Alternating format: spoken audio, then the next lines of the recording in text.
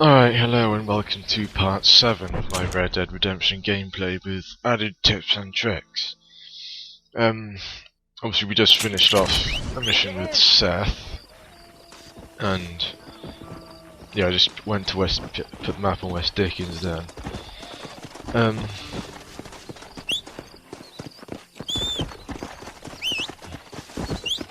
Yeah, the horse does this so much, and it's so annoying. It just seems to keep running. If you stop running, if you stop walking or running, it seems to stop there. It's quite annoying, especially if you need to get on it or you're trying to get away from somewhere. Come on. So again, I won't really be fast traveling at all if I can help it, despite the fact I used to do it all the time.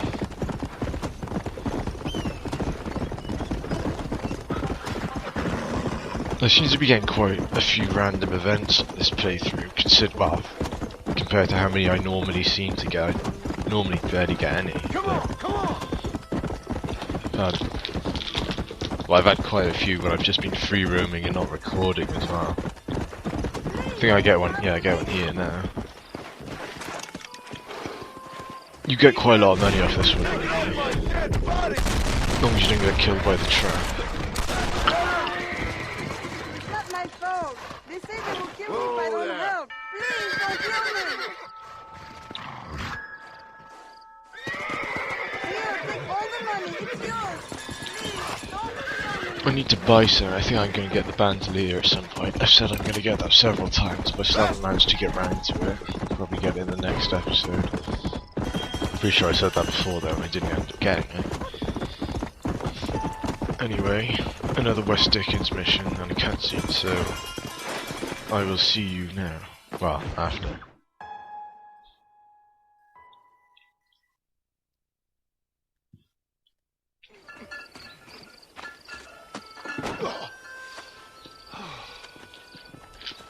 Ah, Mr. Marston. How are you, sir? I'm all right. I met up with your friend, Seth. Oh, Seth of the Dead. Yes, interesting fellow. You don't meet many men these days with the moral fortitude to cut straight to the chase like that, do you? Thankfully not, Mr. West Dickens. Yes, contemporary society is remarkably harsh on professional exhumers. But did you know that in ancient Egypt, it was an art form valued more highly than literature? I believe Seth comes from that school of thought. How very interesting. Look, you thought any more about our plan? Ah, your plan, dear boy, your plan. I am merely the help, not mercifully the arbiter of wisdom. What you are, dear boy, is the man whose life I've saved twice now. A man who sells lies and deceit to unwitting people. A man who, if he doesn't help me, I won't think twice about putting a bullet through his skull, feeding to the vultures myself. You see, Mr. Marston, you have the exterior of a violent man, but the soul of an angel, and that is what I think I cherish most about you. That's what I thought. But before we can attend to your particular problems, we need some extra lubricant to oil the machinery of business. And this being America, that lubricant with which we concern ourselves is money. Money? What are you talking about? Oh, we need weapons.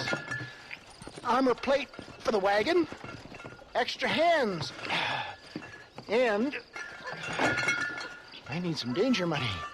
So, let's sell some more of these cures. Sell cures? Around here? Do you want to see me lynched? Oh, no. The sport of kings. Racing, my friend. The sport of kings. A noble activity without reproach. Exactly the kind of activity where a lying, cheating degenerate like myself can prosper. But come, let's finish the loading and we'll discuss it as we drive.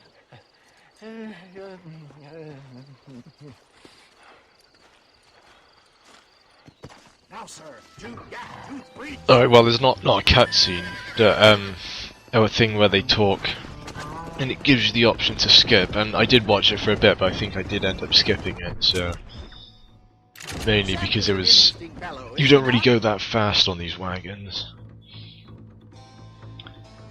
But yeah, anyway, this is a race mission, which you probably could have gathered from what you just said.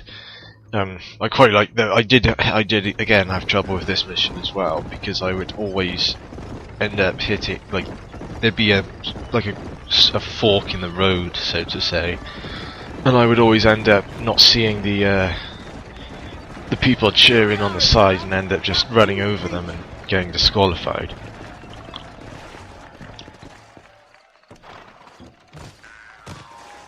Though luckily I don't think that happened. No, it didn't happen in this video.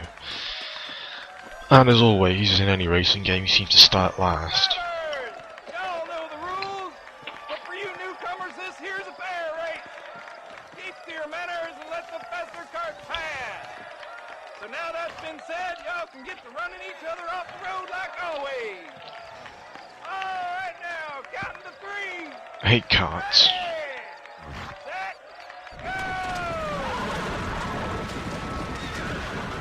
It didn't take long to get into first place. And it's just a case of keeping first place.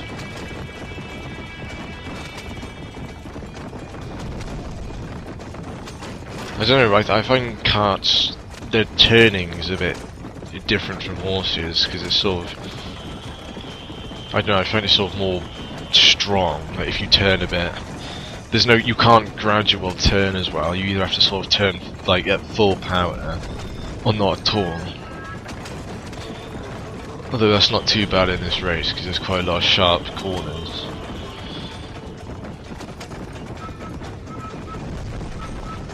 Although I was a bit all over the place for this bit of the race.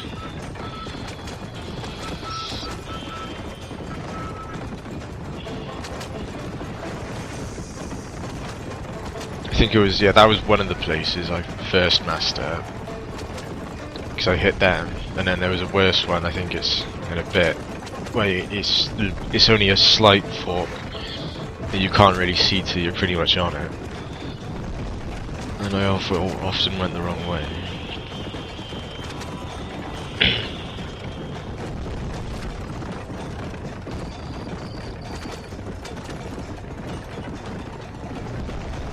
Yeah, I think that one was it, or one of them anyway.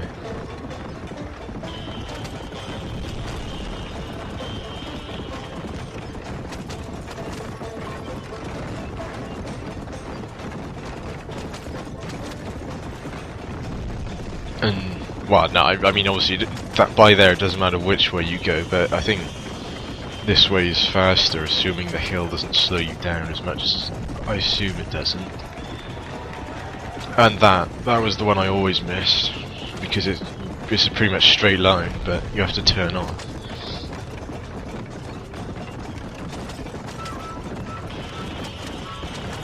And again, there's obviously not much you can really do to know it's there until you've messed it up already. Learning from your mistakes, so to say.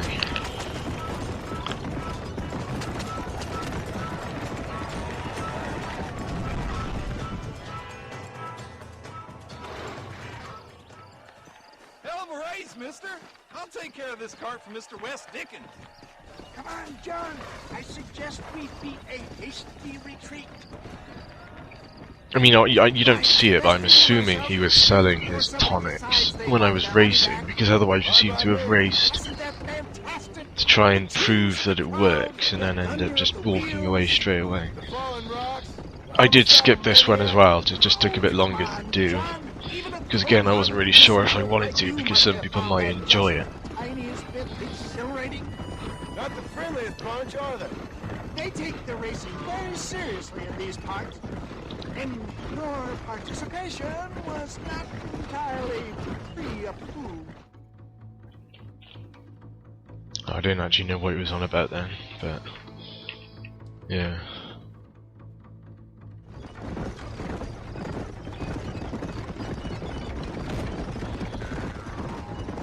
I find the clouds quite well done in this game. Most games they sort of just look really odd.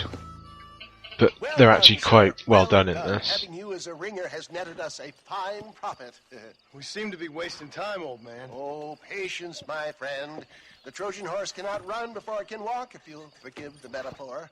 Next, we need to procure some grand and overwhelming firepower. And for that, you need to contact an old friend of mine. Goes by the name of Irish. Irish. Yes, he's an interesting kind of fellow. He usually can be found in Armadillo or some other town around here on some bacchanalian revel or such. Great. An alcoholic arms dealer. What could be better?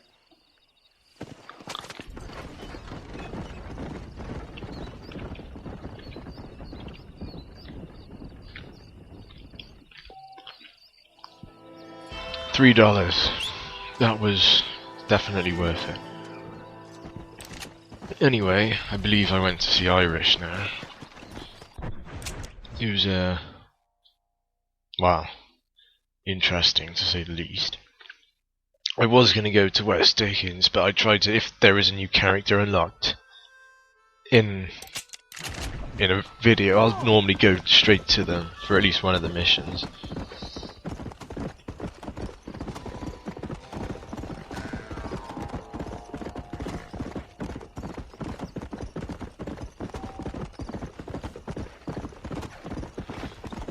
I hate Irish's missions as well, because, well, at least the first.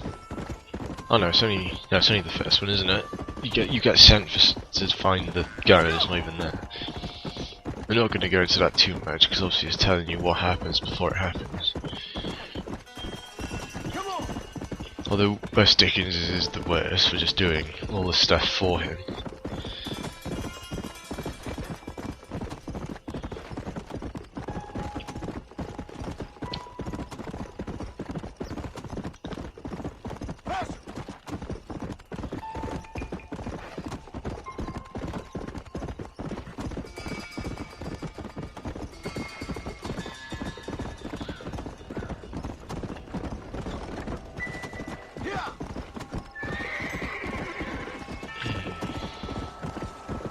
I could hear the train, but I couldn't see it for a while.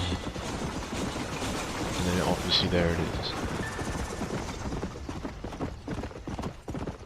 Come on!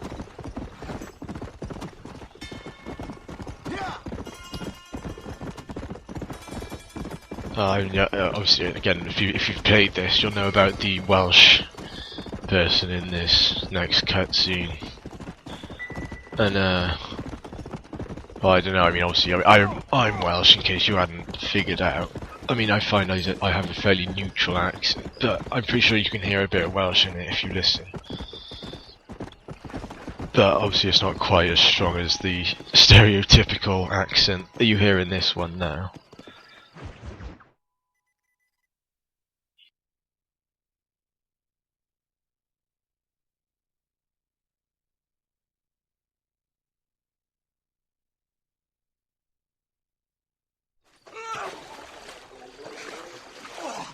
Yes, boyo, you messed up properly this time, didn't you? You little paddy bastard. You thieving Nick cunt. You got it all wrong, Welsh. All wrong. It was French, I promise. He said he was going to rip you off. Now he's ripping me off. Yeah, keep on talking there, Irish. In about 15 more seconds, your whole world's gonna turn black. What's up, boys? Fuck off, boyo. This don't concern you. When a man with a sing-song voice tells me to fuck off, it always concerns me, boyo. Look here, this paddy bastard stole our guns, tried to steal our horses. Law's clear on the matter. I never stole nothing, sir. Never did. Not in all my life. That French cunt is playing with the Welshman's tiny and ineffective mind. Hush your mouth. Anyway, you all got horses now. No one needs to die. Leave them be. Who do you think you are, boyo? The bloody cavalry? Your voice is really starting to get on my nerves, boyo. And you're getting on my nerves. Yeah. Yeah. Considering he's French, he sounds pretty American. Yeah, I don't know why I was doing it. I just had a twitch where I had to have my ammo stack even. I get that Mr. occasionally. Nigel West Dickens said you'd help me locate a machine gun.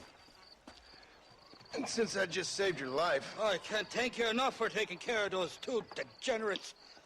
Untrustworthy, poor in personal hygiene, lacking in the finer qualities of a gentleman. what about the gun? It'd be my pleasure. She's magnificent, government issue. It'll be a bit of a ride, but we'll get there soon enough. Follow me, fella.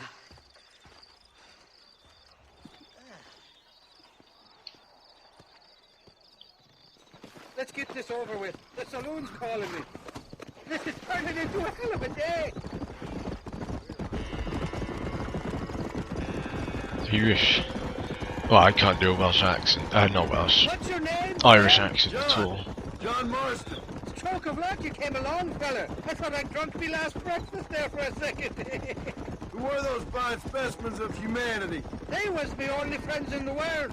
And boy, am I glad to see them bastards dead. We all met on the boat over a few years back, we did. Thick as thieves ever since, and that right there was the problem. Is it normal for friends in Europe to drown each other? Never trust a Welshman, my pa always told me. And he got his throat slit, so he should know. The kind of fellas who will steal an acorn from a blind sow and then kick her for squealing. And as for that French bastard... He didn't sound very French.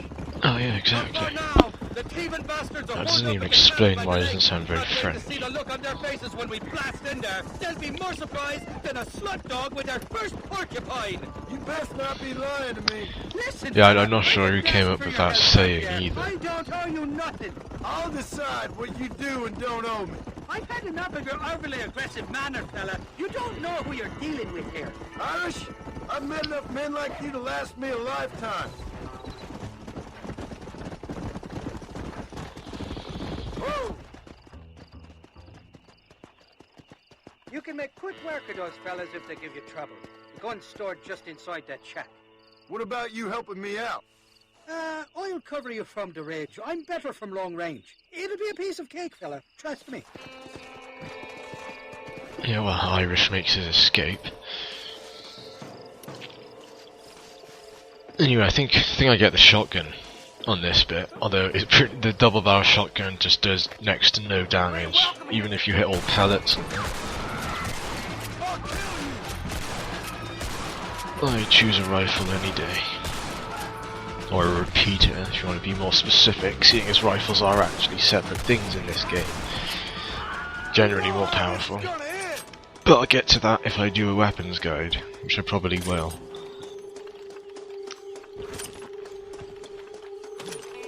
You can see the low power when he shoots me from nearly point blank, he doesn't even kill me.